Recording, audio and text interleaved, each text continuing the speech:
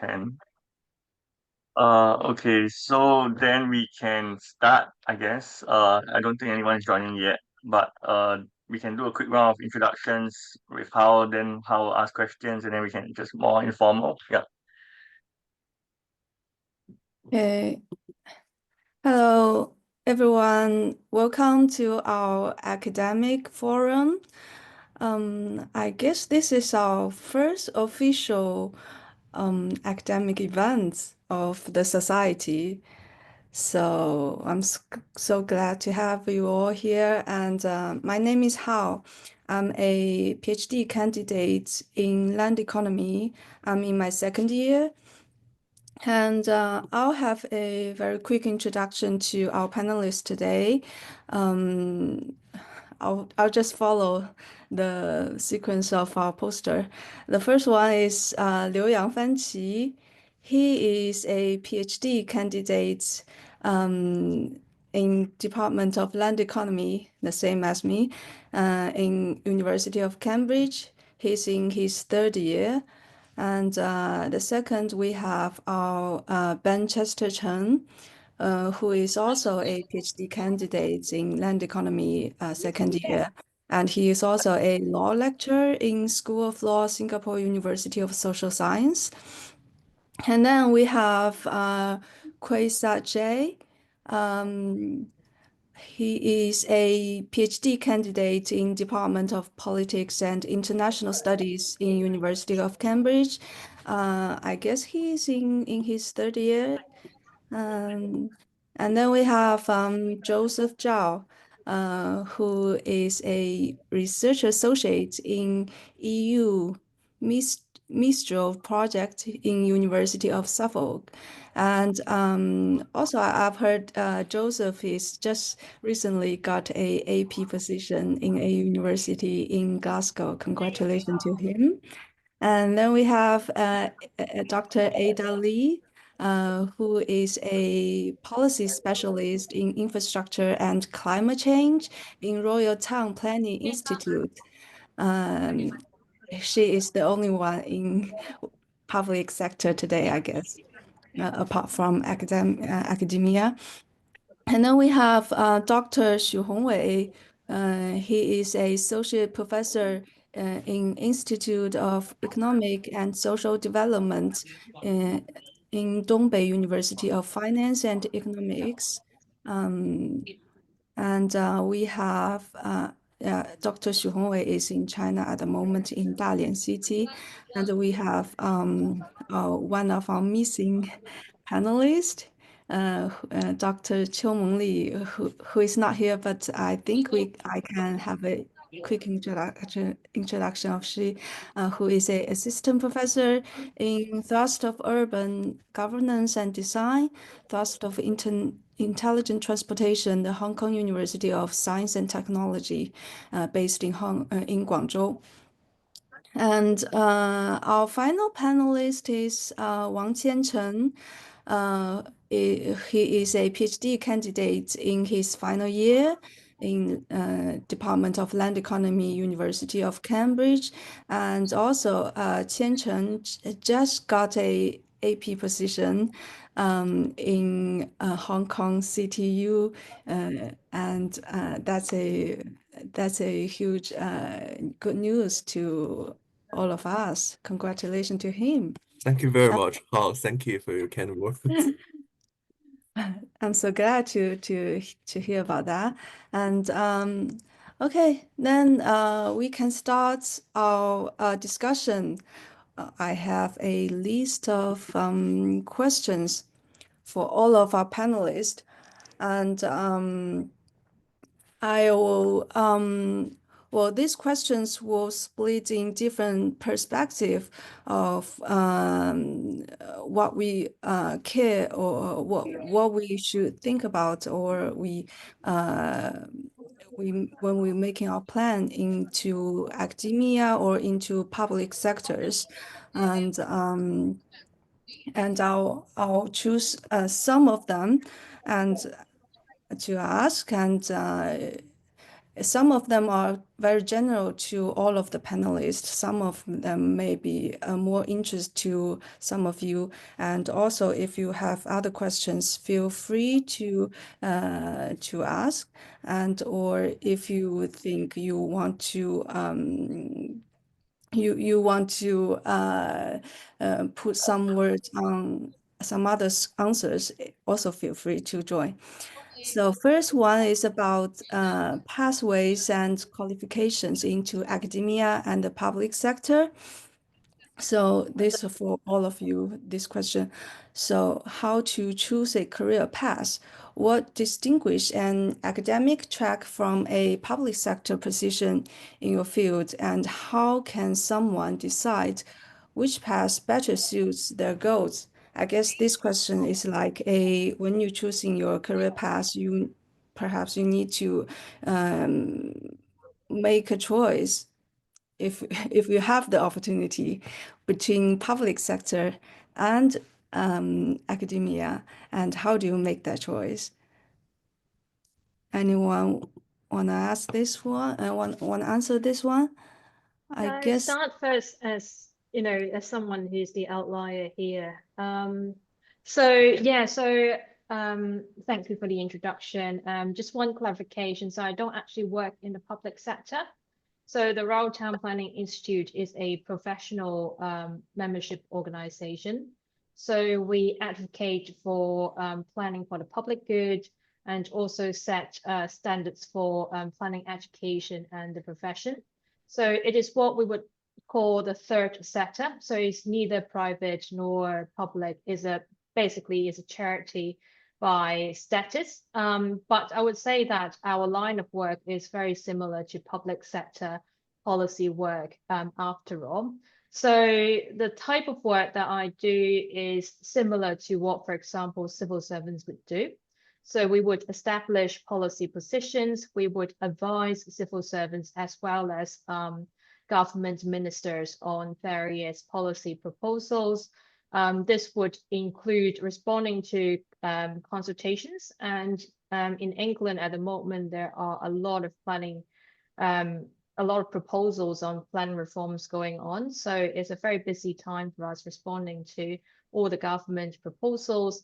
But we also do some more proactive work, policy work, as in like trying to establish policy positions before the government has even asked us to. So for example, a recent piece of work that I'm doing is about whether England should have a national spatial framework, which those of you in Singapore, you have got a very good national spatial plan, but England has never had one.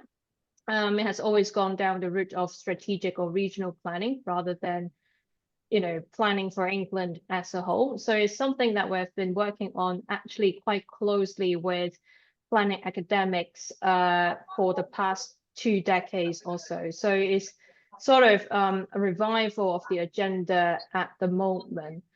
So in terms of why you should go into the policy route rather. So yeah, I would use policy versus academia rather than public versus academia, because yeah, it's sort of just a bigger net to catch all the different profession in a policy rhyme. So I think the main difference is the pace is a very fast-paced job, particularly with planning being quite high up in the government's agenda at the moment.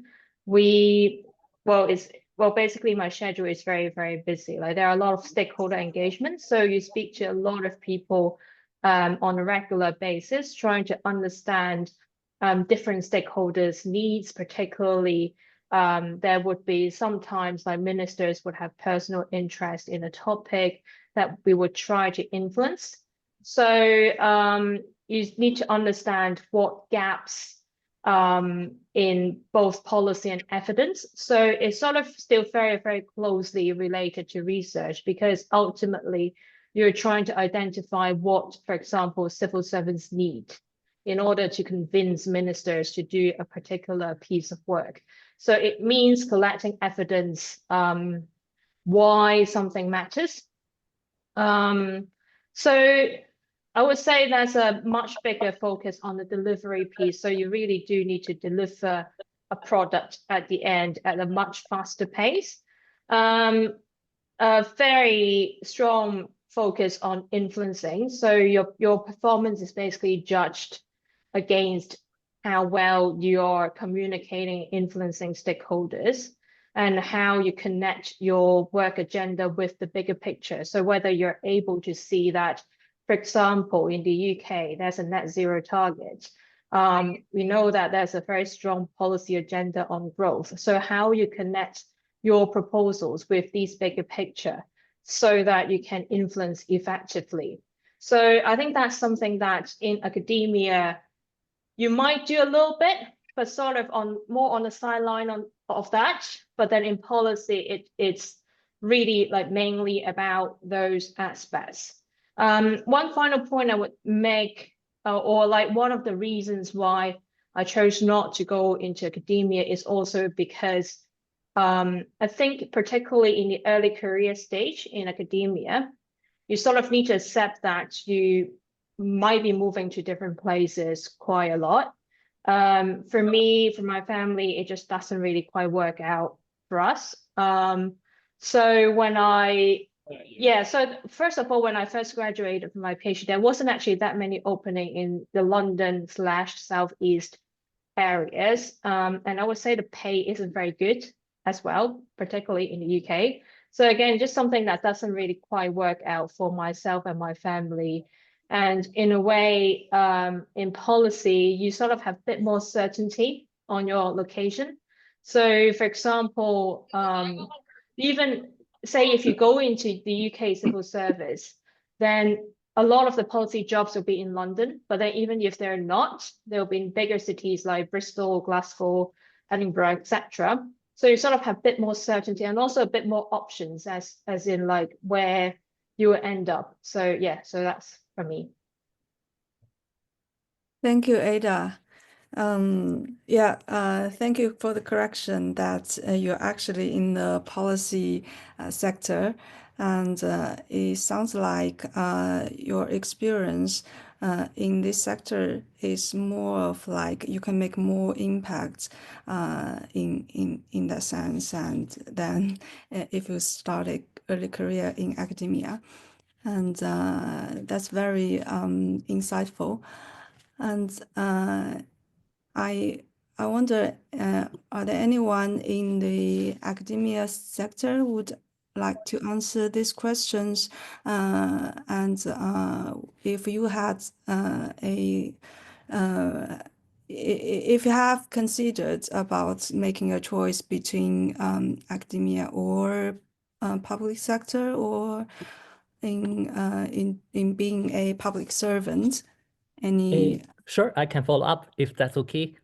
Yeah, Yeah. so Ada said, I think it makes perfect sense for me about the precarity and also like stability of being an academia also. But for me, the personal situation is quite in contrast, because I actually value the uncertainty and have the privilege of not having a family at this moment. So I actually value the opportunity of working in different places and overseas. And even the current projects that I'm working on is actually working with public sector. So I'm based in a university, of course, but most of our consortium, we call them because it's an EU project, and we work closely with the local planning team in southern Italy. So it's a EU Horizon projects.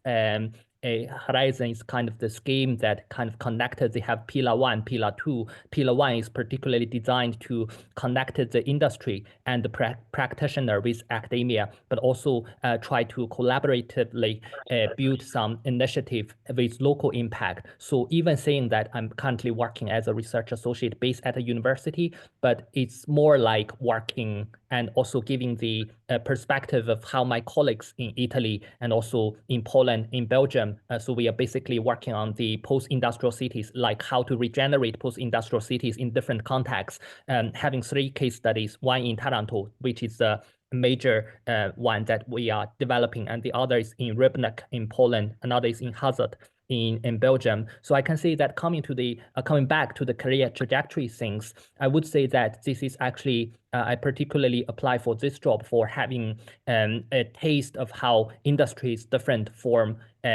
like pure academia, like working in the university. Yeah, so and resonating to the point that Ada raised, I totally agree. So by the time that that I graduated from PhD, but also by the way, I really appreciate the fact that like we are actually in land economy, we have a good connection. We have a relatively good sense of what's going on in the academia, but I wouldn't say that is pretty much the same circumstance for industry as well.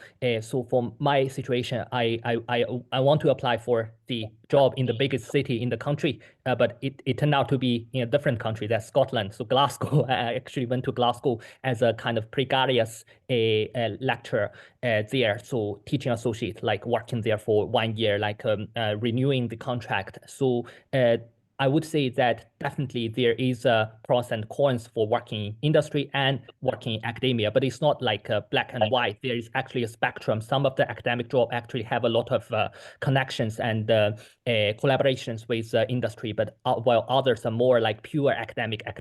Yeah, that would be my perspective. Thank you very much. Thank you, Joseph. I guess it's more about what you actually do, not regarding like if you are in academia or in industry or in other sectors.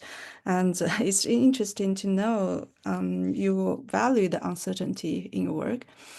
And I guess we do we have other guests who want to answer these questions, or I'll just ask our second question?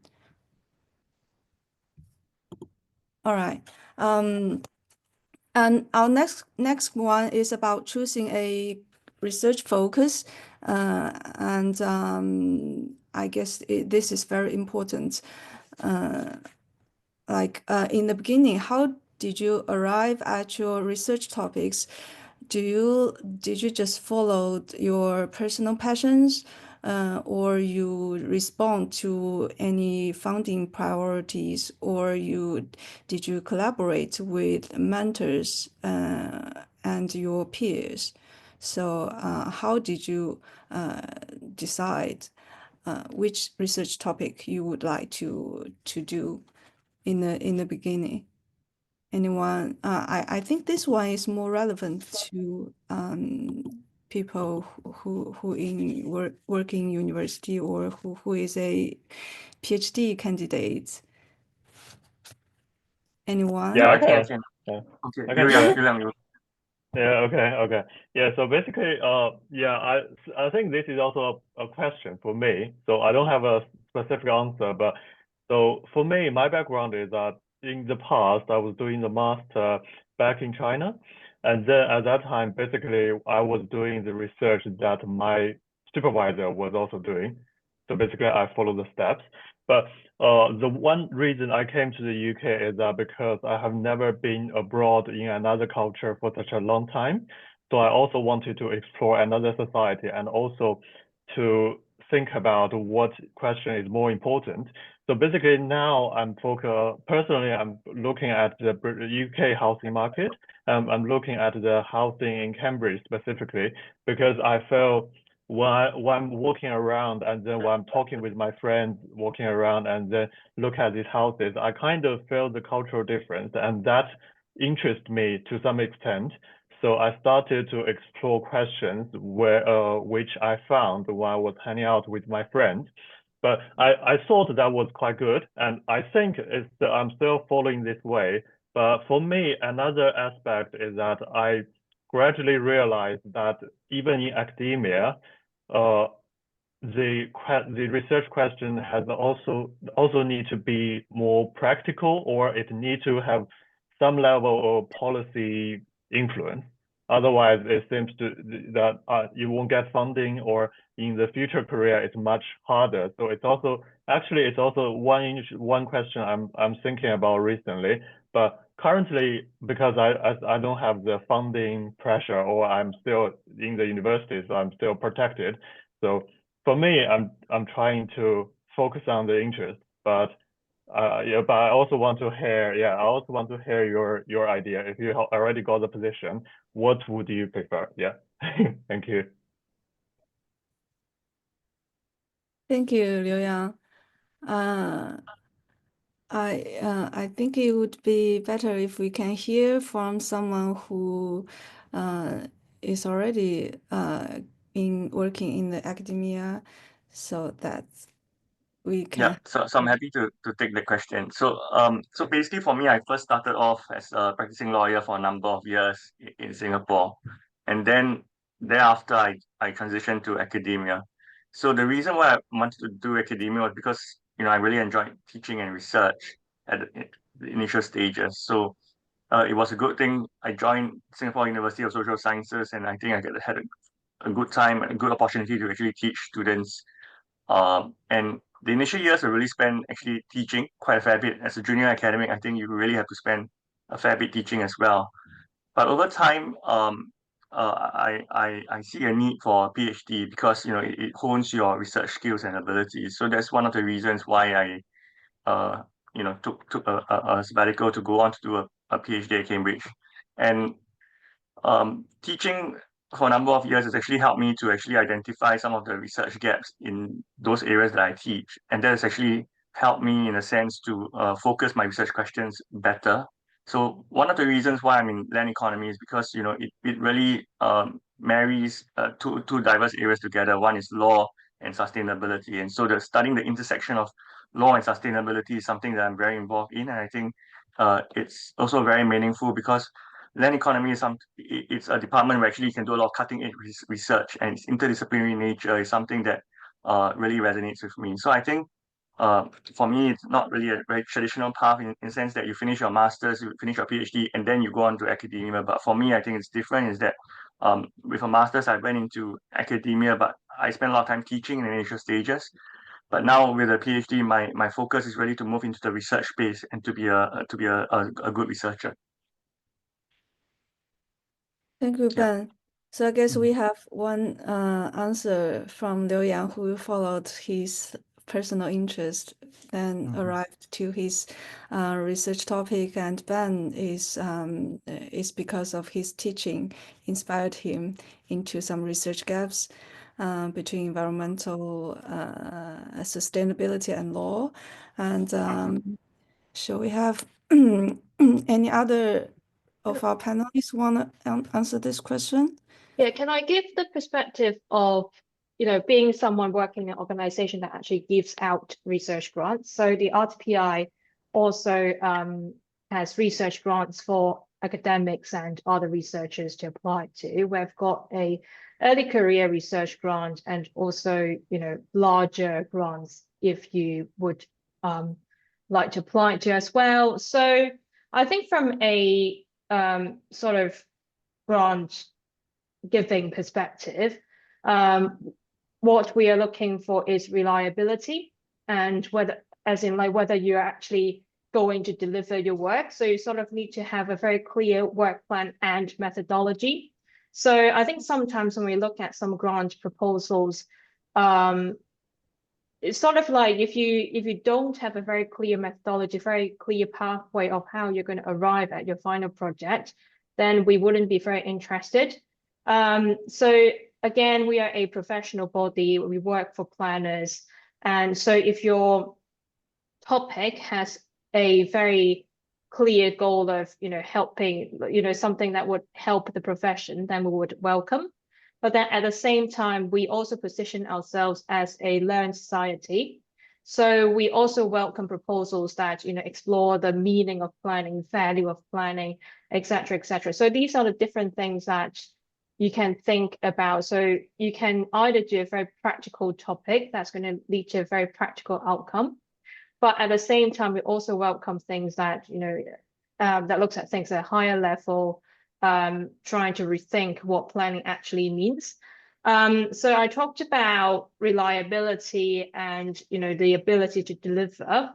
Another piece that is really important is that whether you're communicative. So no grant giver would want someone whom they cannot contact for a very long time, because after all, you're taking our money. So I would like to know what you're doing, and what's the progress of your project.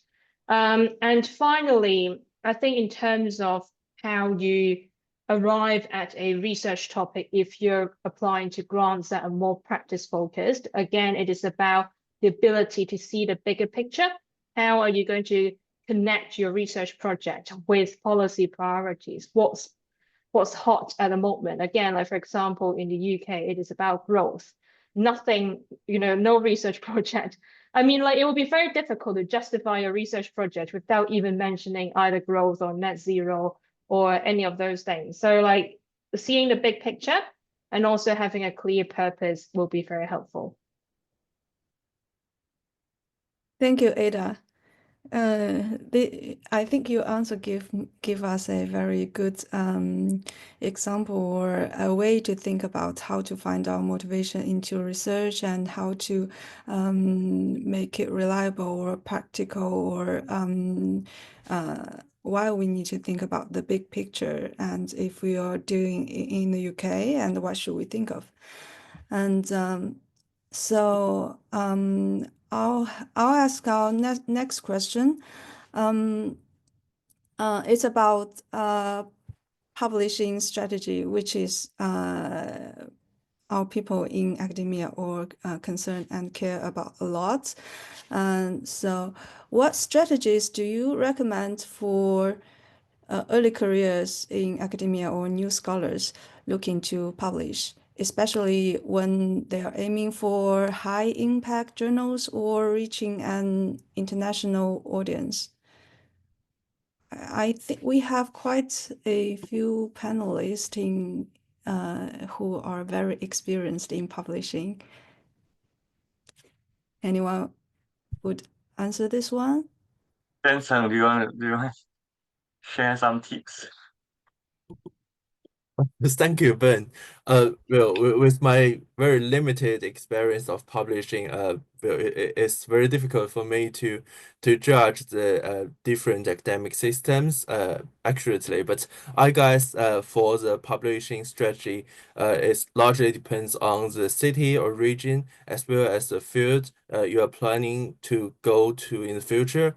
And especially for the students aiming to go to, for example, Asia, like China, like Hong Kong, and of course Singapore, I think maybe the answer would be that more publications in better journals with higher impact factors are more desirable.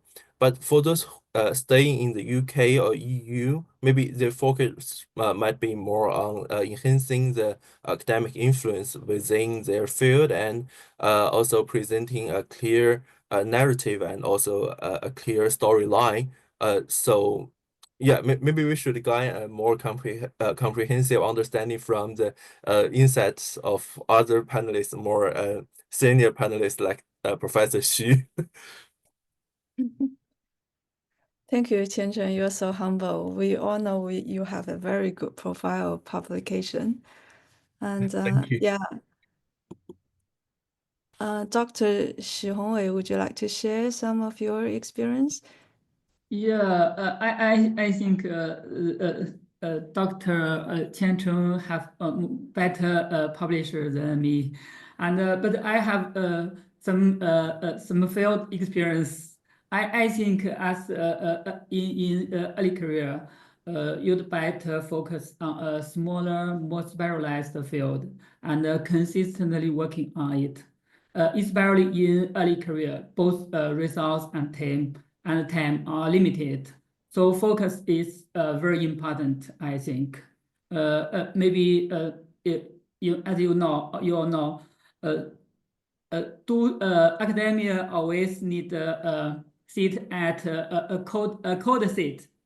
So you need to stay a long time on maybe just a small question, spend more time long maybe, then you can do better than other. Yeah. Thank you.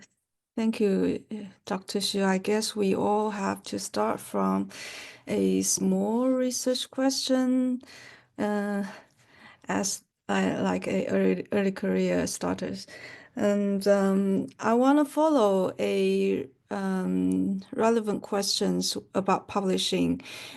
Is like when you in the process of publishing your work, you might need to build your collaborative networks to find a co-author.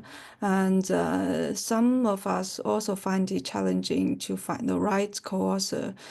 So I want to ask, how do you find and choose your co-authors, especially if you're in an interdisciplinary field or you're based in different regions?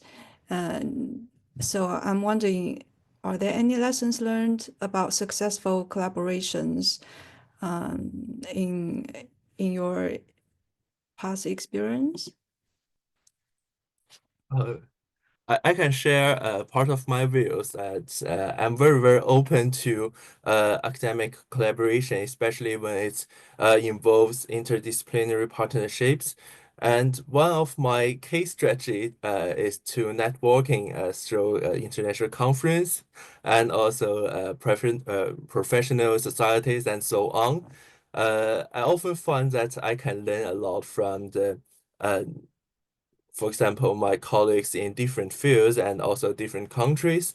And overall, they are very enjoyable for me to collaborate with them.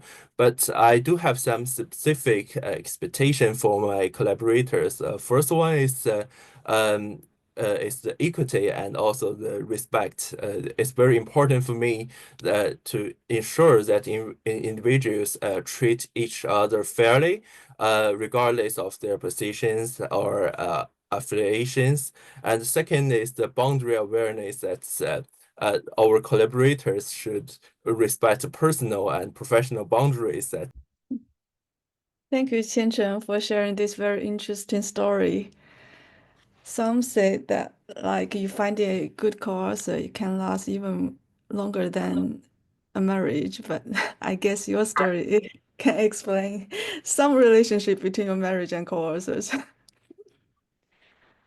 Yeah, can I follow up a little bit? Sorry. Yeah, sure. So definitely I find Qian-Cheng's story fascinating, and also the importance of keeping professional boundaries, but also try to look at the co-author from a UK's institutional perspective, because now the REF 2029, it was 2028, but it got postponed for 1 year. It's now coming.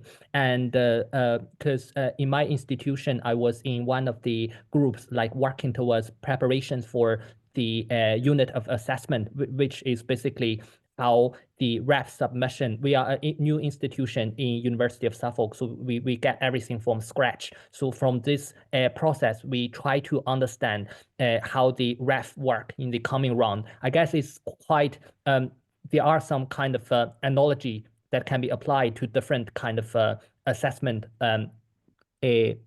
assessment like experience as well. So the co-authorship, it used to be, the rules has been changed basically. It used to be in the previous REF, the co-authors, they contributed and the piece will be attached to a certain person. But now in the REF 2029, at least from what we understand, is basically they're trying to decoupling who is writing the paper, but also try to submit as a department or as a cluster, as a consortium, which means it actually increase the difficulties for identifying who contributed to what. And they try to also, for people who might not be familiar with REF, how they work is basically they have a 4-star system. They ask for submission in 21 UFA, that's unit of assessment, which means they will be assessing, they will be hiring a panel for assessing the quality, basically 3 area. That's part of the quality assessment. Of course, they have 2 separate aspects about research environment, but also about the impact. So that's another story. But for this 40% and the focus on the quality of the contribution, basically output. It used to be called output, but the trend is basically the collaboration. If it's a paper with a lot of people collaborating all together, it probably not be submitted for the ref, because from the institutional perspective, it's not that easy. So that's quite hard because it's a UK institutional rules changing. But for our project, which is more like an EU collaboration, they usually basically put it in plain language. In one paper, they put a lot of names afterwards, because that's how the collaborative work. It's not one person who write the paper like most of the workshop production or something. It's more like a collaborative generated idea, or even the writing up process. So we are currently still figuring out how we can reconcile or maneuver the strategies towards a new ref, because now finding too many collaborators means institutionally is not favored for submission. Yeah, that's some of the knowledge that I find might be helpful. If I don't know, in other system, are you still like not decoupling, or if the co-authorship is valued to some extent? It's a little bit, I mean, yeah, pragmatic, but that's how it works, I guess. Thank you, Joseph, to give the perspective from the institute or university side. For some of you, if you don't know REF, it's a short for the Research Excellence Framework. That is the UK system for assessing the excellence of research in higher education providers like universities or research institutes. And some other want to share the experience in publishing and founding co-authors, collaborative, or expanding their network. Yeah, I'll just add very quickly. So for discipline like law, right, I think it's mainly single author, because if you approach it from a doctrinal study, it's usually your own assessment, your own reading, and then you publish an article that it's very much your thought process. But if it's an empirical legal research where you have to collect data and you have to collaborate with multiple people to get the data, then I think for those kind of situations it will be multiple authors.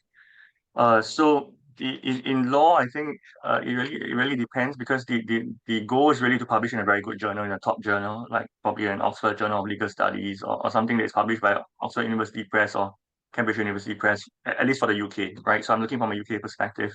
So I think in different disciplines, it's approached differently. Like I think Qian-Cheng shared and Joseph shared that for the other discipline, it's really very different. And I think Joseph also shared the REF framework is also changing a fair bit in the UK. So I think that's really how different disciplines are. But for law, it's very much sole author kind of work mainly.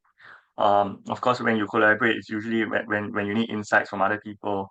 But it's very much predominantly a sole author kind of thing for doctrinal legal research. I wanted to ask CJ whether you have anything to add in relation to publishing. I think you have published in a couple of very good journals. Hi. Well, I cannot help but observe that I think it really depends on your discipline, sort of which fields you're looking for, and also which areas you're looking to go to. In terms of where you want to, because the standards are very different, expectations are very different. Well, so I guess it's sort of a broad brush advice I would give any person looking at this would be to find out what the standards are in your target institutions or in your discipline. But I guess just speaking from humanities and social sciences quite broad, it's I think very in the past 10, 15 years or so, there has been a new benchmark. Basically, it has become more of an expectation to publish before you end your PhD. Whereas in the past, if you look at the CVs of many of our so that wasn't the case. So yeah, looking for advice on these issues, it's better to ask someone that's any career at assistant professor rather than go towards your friend professors or associate professors who may not clue in on how the trends are developing. So there's that. The other thing, I guess this comes from, my experience talking to other early career PhDs and so on, there's this reticence, or there's some early careers are very reluctant to submit their articles to the top journals because fear of rejection, or just thinking that they can't. Why bother if I'm going to get rejected by not good enough? But the thing is, one thing I guess, another broad brush, rejection is so normal in academia, right? So don't be afraid. Just submit to the top one and humble down. Yeah, that's, I guess, the general advice. It's still good. It's still good.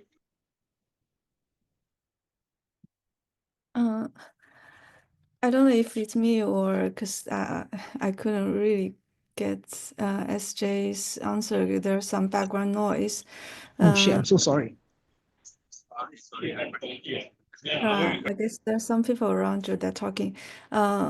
Anyways, we'll have our next questions about applying for funding and grants. Which is also very important, and we need to think about. So there are questions about grant selection and preparation and experiences with specific schemes.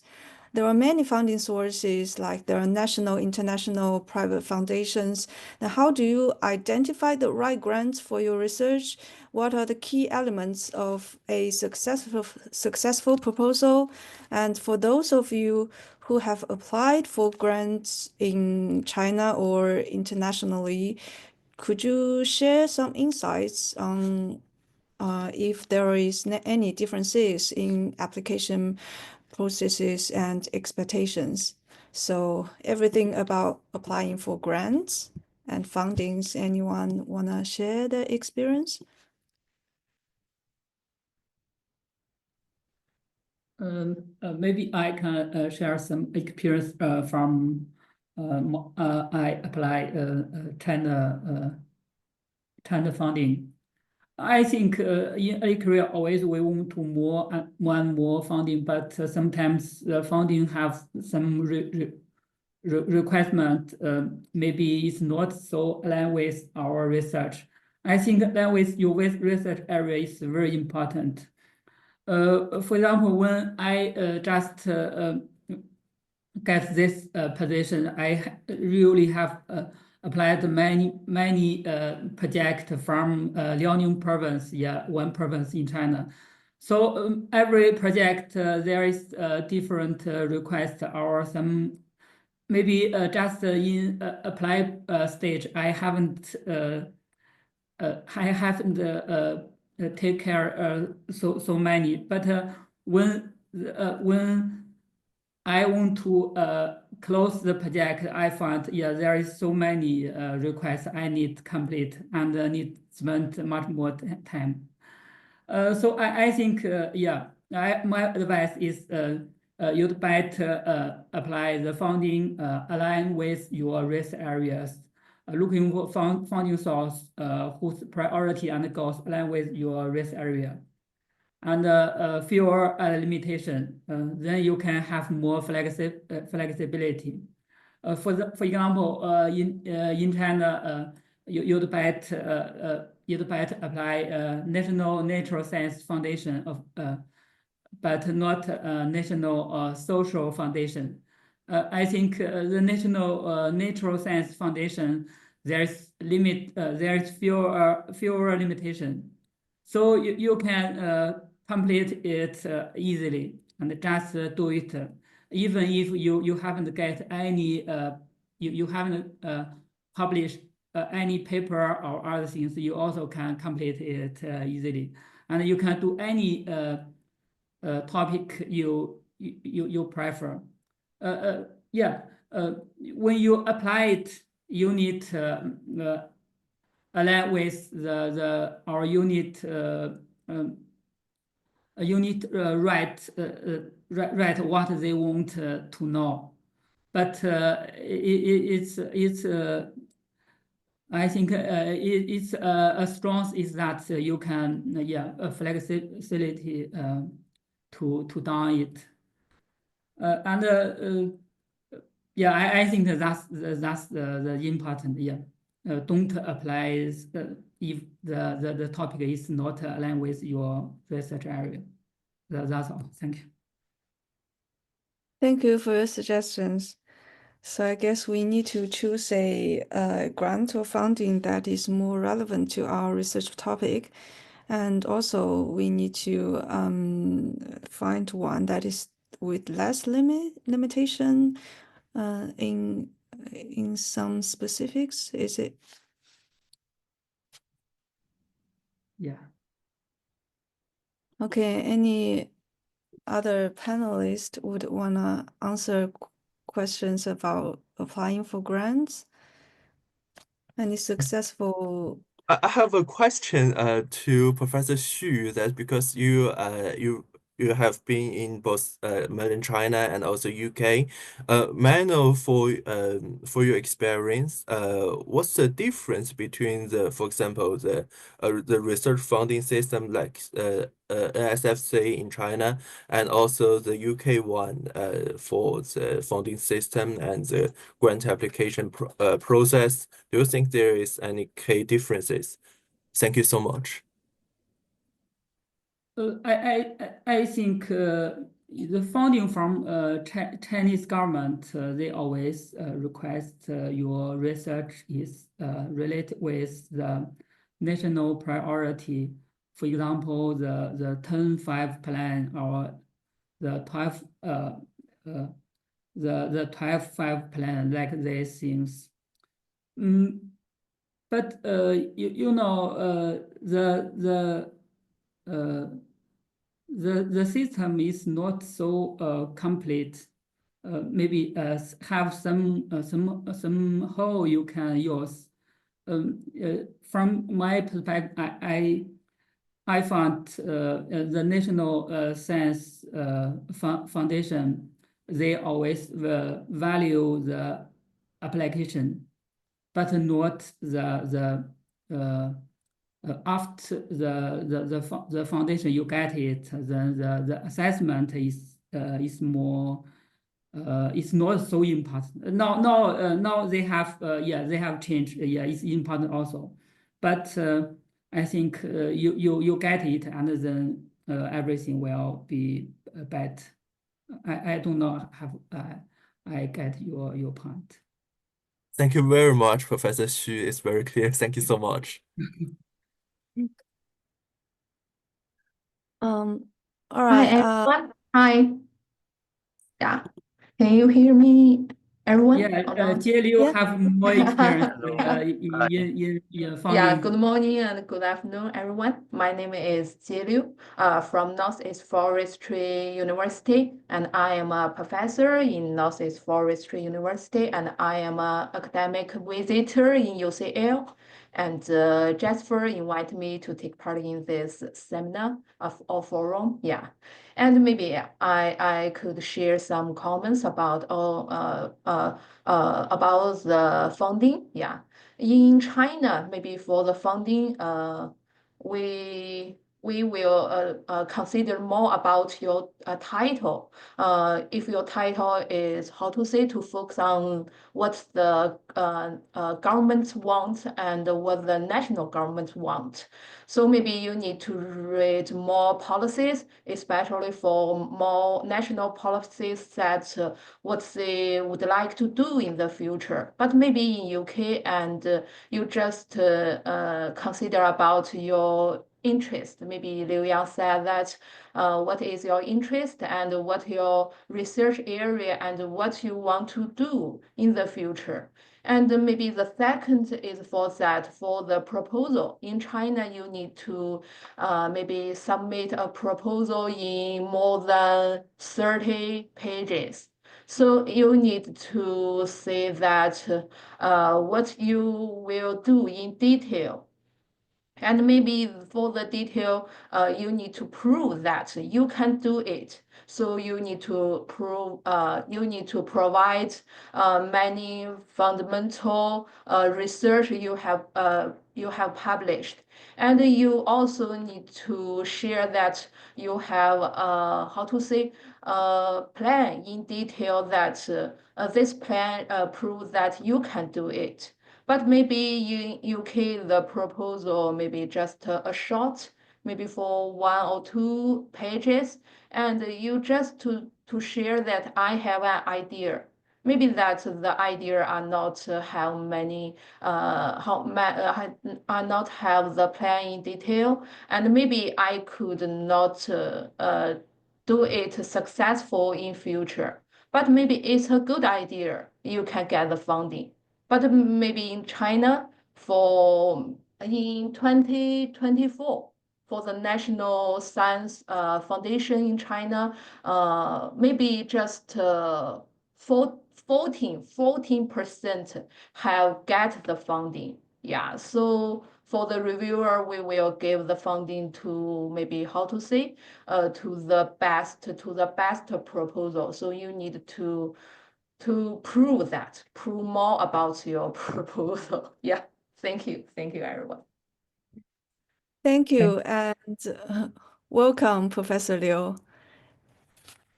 And I don't know if this is a difference, because I see when you apply for fundings in the UK, like EPSRC, you most of the cases you need to find some of your partnerships, like in both in academia and in industry. But I guess in China you just apply just by yourself. You don't need to develop a partnership, is it? Yeah, in China also need a partnership. Yeah, especially some big one. Yeah, will be better. Yeah. I see. Some senior can join your team. Will improve the rate. Yeah. Yeah, I guess that's the case. In China, you need to find a senior figure in your team. Yeah, can I please also thank you, Dr. Xu and Prof. Liu. Yeah, it's very insightful. Just I mean, yeah, personally, I haven't got a lot of successful funding, so but I can follow up on one peculiar aspect of the EU funding. Actually, I just learned yesterday in the workshop when they are talking about applying for the Horizon or any other funding under the EU. One thing that is particularly different from the UK fundings or yeah, might be fundings elsewhere is the pay a lot of attention to the data, open source data, and how the data are distributed ethically and how this platform can be shared. This is partly because so it's a bit complicated. So the current project, well, disclaimer, I didn't get the funding. We are applying for some following funding, but my team basically in Italy there, they lead the funding application for the EU Horizon, which is a 300 million projects called Mistral. And the Mistral projects, they put a lot of efforts on how to maneuver the data sources, because we collected health-related sources, basically about people's health conditions. Some of them are medical, like data, like urine samples or blood samples, and it's quite tricky in the sense that it cannot be distributed directly in the UK because UK is not part of the EU nowadays. So before 2024, January, it doesn't even have an associateship with the EU Horizon, which means they try to analyze the data. They need to come up with like a way that can maneuver that. And a lot of teams, they use the AI tool, which is the federative learning, which I personally didn't understand every detail, but the thing is like the efficiency is being decreased. But the good thing is that they will be able to protect the sensitive information of the participants or any related biological data. So I guess that's also another consideration, particularly given that now a lot of UK funding application like the RSA, Regional Study Association, like the Urban Study Foundation, like the RGS, Royal Geographical Society, they're adding a new section on EDI. So I'm thinking probably the data protection of data ethics can be included into that section as well, with just the one point. Thank you. Thank you, Joseph, for sharing that. I guess we need to pay more attention about how we manage our data, especially if you're applying funding in the UK. And then my following question is about finding a partnership in the industry, in private sector, because especially when for researchers and in applying for fundings and also get the data sources, sometimes we need to reach out to the industry partners. And that brings that to how to bridge the academia and practice. How do you identify potential industry partners and what benefits or challenges come with these partnerships? And also how you managing your partnership with the industry, like the expectations, because you usually have very different timelines and goals.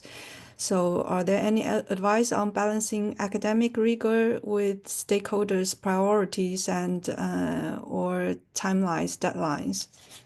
Anyone in our panelists have experience with partnership of in industry?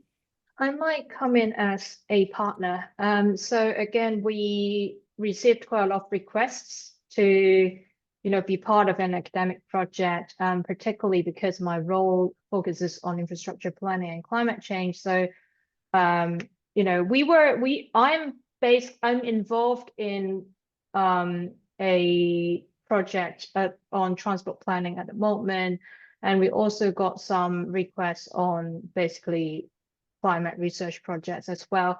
I think one of the things we are looking for is, again, very clear expectation. So sometimes people reach out to us with a proposal. I think going back to Professor Liu's point about how sometimes a research proposal is really just an idea in the UK. And I must say that sometimes we look at people's research proposals submitted to grants. We were quite confused about what they're actually trying to achieve, what the expectation is on your collaborators and partners. So without going into detail, one of the proposals we recently received was basically about trying to do a lab with us, a living lab with us on basically how climate resilience works out in practice.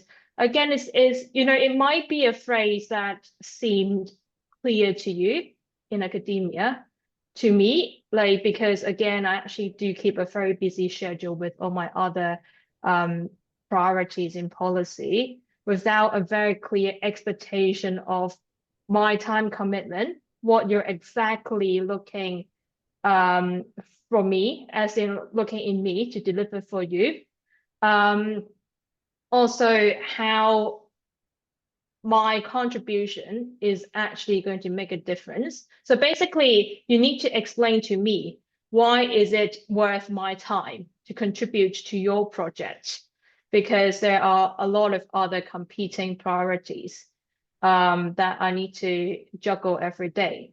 So yes, I would say be really, really clear about what you ask of your collaborators, very clear about time commitment, how you're going to compensate for my time. In most cases, it is compensation in kind rather than in money, or, it's just a gesture. But I think these things just need to be clear for organizational procedural purposes. So just be super clear. That would be my advice as someone on the receiving end of collaboration requests. Thank you, Ada. I'm wondering, could you share a successful collaboration in your case, or any of some you think would be excellent collaborators, what they do? So yeah, there are several projects that we agreed to collaborate, but again, as you can imagine, in academia, quite a lot of the projects fell through in the end, so they didn't get the grant in the end. But I think that those that we agreed to first of all, the time commitment isn't a lot. And if you're asking for a lot of time of me, then I need to understand how does it benefit my organization. So you need to be clear about that, and a very clear research proposal, what you're trying to achieve, so that I can go and explain to our members why we are participating in this project would be very helpful. Thank you. So I'm also wondering, like, which aspect would you think it is as beneficial to your to your work if like someone is proposing a collaboration? I think ask yourself, is there a practical gap that you're trying to close? Is there a policy gap that you're trying to close? And how, like us, like understanding your collaborators' position as well. So for example, for us, we work for town planners, then why? So think in our shoes, why should we help you? How does that benefit our members? So yeah, so instead of casting a very wide net and try to get a collaborator, I would say be more focused and try to understand what's the unique contribution your collaborator could give you in this project. Thank you for sharing. And well, I think we are reaching out to our end of our session, but I would like to have a final question about let me choose one. Yeah, perhaps this one, like how you balancing teaching, research, and service, because stepping into a career in academia can be very challenging. You need to manage a lot of things. So what strategies have you developed to balance your teaching duties, your research commitments, departmental or institutional service requirements? Okay, I can answer the question. I think personally, it's actually a struggle. As a junior academic, you get thrown all sorts of things to do. So I think teaching is one of them. It's going to be very, very heavy as a junior academic because you don't have the position in a sense to actually push it back. But I think it's really about then, as a junior academic, the tension then is about trying to balance the teaching load with publishing, because you need to have a number of publications in a good journal to be able to ask for promotions. So at the end of the day, I really think it's a balancing act. Sometimes, at a very junior level, you have to, sometimes sacrifice on sleep or other things, even recreation, just to have that number of papers. But I think the best person to answer this is Qian-Cheng, right? Qian-Cheng, you have a lot of papers, very curious to know how you manage your time and how you cope, as a PhD candidate, and a lot of research to do, and at the same time being able to publish so many things. Well, it's a very good question because it's also very hard for me to balance everything that especially for my new step in Hong Kong, because I know I'm very below the average of my new colleagues, because I know they really publish a lot and have lots of teaching and service tasks. So for me, I think something tricky is to maintain our well-being. Is the first one is to establish our work balance boundary. To set up a bottom line. That's at least we have 2 hours or 5 hours to company with our family members, and also we need to set up some breaks, for example, to travel, to go out and to travel to different cities for an escape. And also the most important thing is to build a resilient network, so that you have enough friends to support you when you feeling lonely and need some help. Yeah. Thank you. Very good, very good. I agree. Thank you, Qian-Cheng. I guess we all need friends and support in this very tough journey. Yes, exactly. I think before we go off, right, we're gonna ask the floor. I think there's Huda, there's Ibin, and there's Prof. Liu, whether you have any questions for us panelists or would you like to share any other things. That would be very helpful for the rest. Ibin and Huda, are you there? Okay, I guess they're not here. But then we have closing remarks from Huda. Yeah. Do you Huda. want to share anything? Because I think you're more than qualified to share your experiences. No, I'm just thank you for having me here. I just was listening to everyone's experiences, and I think it's been very helpful because I'm between both. I'm trying to decide whether I want to go academic or policy research, but it's just been very helpful. I've just been taking it all in. Thank you, everyone, for your experiences. Huda is also a PhD candidate in land economy, second year. Hello, everyone. I'll do that. So the other person that can share about his publication experience is Yipin. Are you there, Yipin?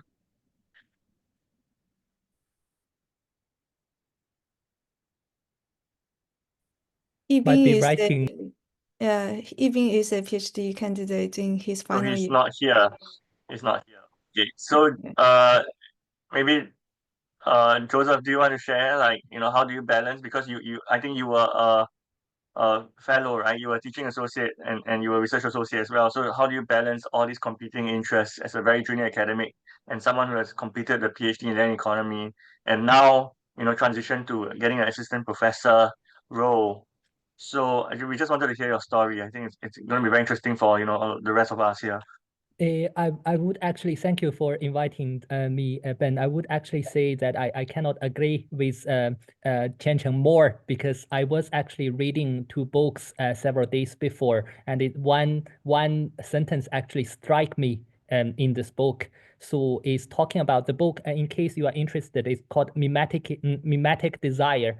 So it's called Wanting Mimetic Desire. Basically, it is a book about psychology, but it haven't talked specifically about career or academic career per se, but I find this particularly enlightening, as it's saying that it asks a person who is actually working with the hospices in the USA about the people when they are dying, what they are mostly regret about.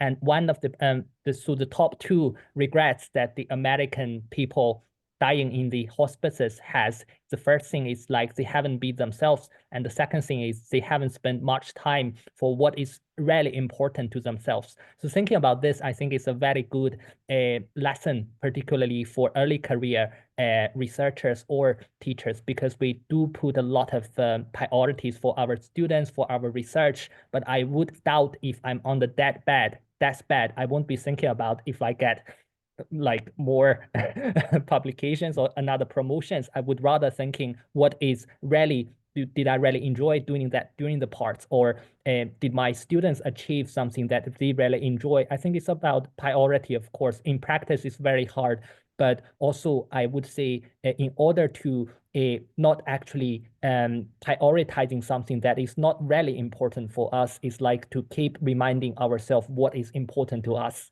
even as an early career researchers, being continuously precarious, and also sometimes, like the culture could be abusive. I think that's very important to remember. Is for myself, that's the point. Thank you, Joseph, for sharing. And I guess we have come to an end, and so I'm wrapping up our first academic forum. And thank you, everyone, for your excellent your share of experience, your insights, and I look forward to our future forum. I hope I can see more of you, and I hope you all be very successful in your career and in everything you want and to things you regard important. Thank you. Thank you. Thank you Okay. very much. Bye-bye. Thank you. Bye, everyone. Bye. you. Have a nice Bye. day. Goodbye, and enjoy the rest of the weekend. Cheers. Thank you. Okay. Bye. Cheers. Thank you.